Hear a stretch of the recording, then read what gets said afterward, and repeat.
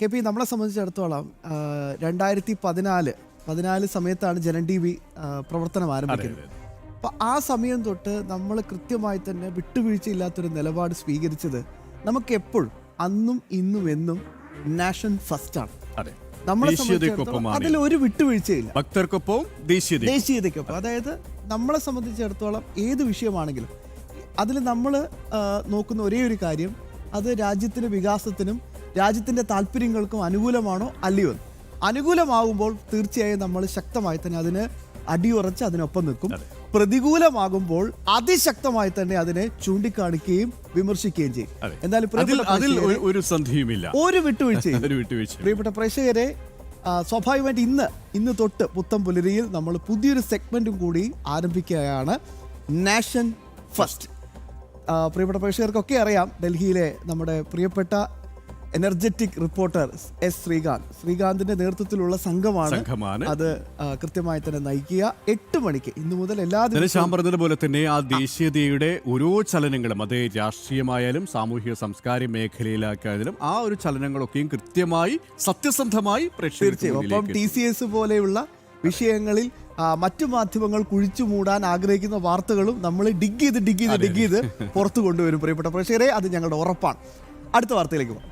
നമുക്ക് വീണ്ടും ഒന്ന് അമേരിക്കയിൽ നിന്നുള്ള ഒരു ദുഃഖകരമായ വാർത്തയാണ്. അമേരിക്കയിലെ ലൂയിസിയാനയിൽ ഇന്നലെ രാത്രി നടന്ന വെടിവയ്പിൽ 8 കുട്ടികൾ മരിച്ചു, 10 പേർക്ക് പരിക്കേറ്റിട്ടുണ്ട്. 1 മുതൽ 14 വയസ്സ് വരെ പ്രായമുള്ള കുഞ്ഞുങ്ങളാണ് കൊല്ലപ്പെട്ടത്. അക്രമിയെ സംഭവ സ്ഥലത്തെത്തിയ പോലീസ് കൊലപ്പെടുത്തി. ഇവരുമായി ഐസൻ ജോസ് ചേരുകയാണ്. ഐസൻ, വളരെ ദാരുണമായ ഒരു സംഭവം. അമേരിക്ക പോലുള്ള ഒരു രാജ്യത്ത് ഇത്തരം സംഭവങ്ങൾ ആവർത്തിക്കുന്നത് എന്തുകൊണ്ട് എന്നുള്ള ചോദ്യം പോലും ഈ ഒരു സാഹചര്യത്തിൽ ഒരിക്കൽ കൂടി ഉയരുകയാണ്. അതായത് 1 വയസ്സ് മുതൽ 14 വയസ്സ് വരെയുള്ള കുഞ്ഞുങ്ങളെയാണ് വെടിവെച്ച് കൊന്നിരിക്കുന്നത്. ഏതായാലും അക്രമിയെ പോലീസ് വധിച്ചിട്ടുണ്ട്. പക്ഷേ എന്തുകൊണ്ട് ഇത്തരം സംഭവങ്ങൾ നടക്കുന്നത്, അല്ലെങ്കിൽ ഇത്തരമൊരു അതിക്രമത്തിലേക്ക് നയിച്ച സാഹചര്യം, ആ ഒരു പ്രകോപനം എന്താണ്, അത് സംബന്ധിച്ച് എന്തൊക്കെയാണ് നമുക്ക് മനസ്സിലാക്കാൻ കഴിയുന്നത് ഐസൻ? തീർച്ചയായും സുരേഷ്, ഈ അമേരിക്കയിൽ തുടർച്ചയായി ഇത്തരത്തിലുള്ള വെടിവെപ്പ് ഉണ്ടാകുന്ന ഒരു സാഹചര്യം, അല്ലെങ്കിൽ ഇത്തരത്തിൽ ഈ അക്രമങ്ങൾ ജനക്കൂട്ടത്തിന് നേരെ വെടിവെക്കുന്ന ഒരു സാഹചര്യം ഉണ്ടാകുന്നത് തുടർച്ചയായി വാർത്തയായി റിപ്പോർട്ട് ചെയ്യുന്ന ഒരു കുറ്റകൃത്യം തന്നെയാണ്. അമേരിക്കയിൽ തുടരുന്നൊരു കുറ്റകൃത്യം തന്നെയാണ്.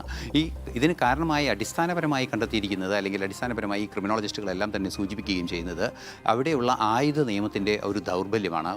തീർത്തും ദുർബലമായ ഒരു ആയുധ നിയമമാണ് അവിടെ നിലനിൽക്കുന്നത് എന്നതാണ് യാഥാർത്ഥ്യം. ആ ദുർബലമായ ഒരു ആയുധ നിയമം നിലനിൽക്കുന്ന ഒരു സാഹചര്യത്തിൽ ഇത്തരത്തിലുള്ള പ്രശ്നങ്ങൾ ഉണ്ടാകുന്നത് സ്വാഭാവികമാണ്. ഈ തോക്കും ഉൾപ്പെടെയുള്ള സംവിധാനങ്ങളും വളരെ ലളിതമായി വാങ്ങാൻ സാധിക്കുന്ന ഒരു സാഹചര്യമുണ്ട്. മറ്റൊരു രാജ്യങ്ങളിലും അത്തരത്തിൽ ലളിതമായി വാങ്ങാവുന്ന ഈ അസോൾട്ട് റൈഫിളുകളൊന്നും അങ്ങനെ ലളിതമായി വാങ്ങാവുന്ന വ്യവസ്ഥകളല്ല എന്ന് തന്നെയാണ് അടിസ്ഥാന കാരണം.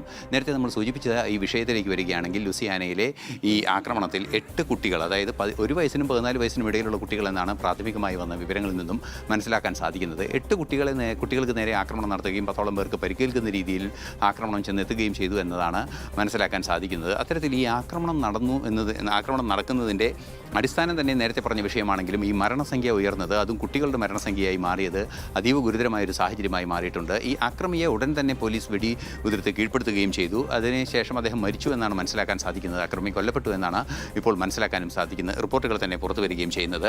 മറ്റൊരു പ്രധാന വിഷയം എടുത്തു പറയേണ്ടത്, ഇതിന് പിന്നിലുള്ള ചില ഗൂഢാലോചനകൾ സംബന്ധിച്ച ചില സംശയങ്ങളുണ്ട് എന്ന് ലൂസിയാന പോലീസ് തന്നെ കൃത്യമായി പറയുന്നുണ്ട്. ആ വിഷയത്തിൽ അന്വേഷണം നടക്കുന്നതിനാൽ കൂടുതൽ വിവരങ്ങൾ പുറത്തുവിടാനാവില്ല എന്ന് തന്നെയാണ് അറിയിച്ചിരിക്കുന്നത്. ശക്തമായൊരു ആക്രമണമാണ് ഇയാളുടെ ഭാഗത്തു നിന്നുണ്ടായത്. 8 കുട്ടികൾ തൽക്ഷണം മരിക്കുന്ന രീതിയിൽ തുടരെ വെടിയുതിർക്കുകയായിരുന്നു എന്നാണ് മനസ്സിലാക്കാൻ സാധിക്കുന്നത്. സുരേഷ്.